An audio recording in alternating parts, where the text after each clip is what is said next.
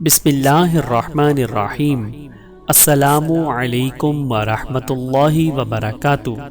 حضرت ام حکیم رضی اللہ تعالی عنہا بنت حارث کا قبول اسلام۔ حضرت ام حکیم نے جس گھرانے میں آنکھیں کھولی وہ کفر و شرک کا گہوارہ تھا۔ ان کے والد حارث بن حشام ابو جہل کے حقیقی بھائی تھے اور دونوں بھائی اسلام کے سخت دشمن تھے، اور یہی حال والدہ اور ماموں خالد بن ولید کا تھا۔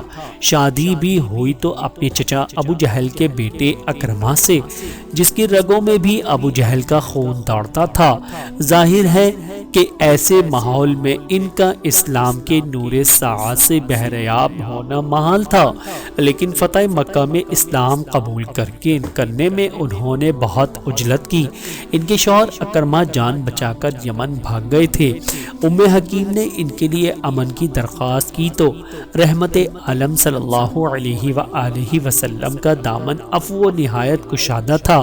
غرض یمن جا کر انہیں واپس لائیں اور اکرمہ نے صدقے دل سے اسلام قبول کیا۔ حضرت اکرمہ نے مسلمان ہو کر اپنے گناہوں کا کفارہ ادا کیا، نہایت جوش سے غزوات میں شرکت کی اور بڑی پامردی اور جاں بازی سے لڑے۔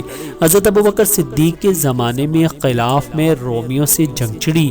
حضرت اکرمہ ام حکیم کو ساتھ لے کر شام گئے اور اجنا دین کے مارکے میں داؤد شجاعت دے کر شہادت حاصل کی۔ حضرت ام حکیم رضی اللہ تعالی عنہا پر اللہ رب العزت کی کروڑوں رحمتیں نازل ہوں۔ آمین ثم آمین۔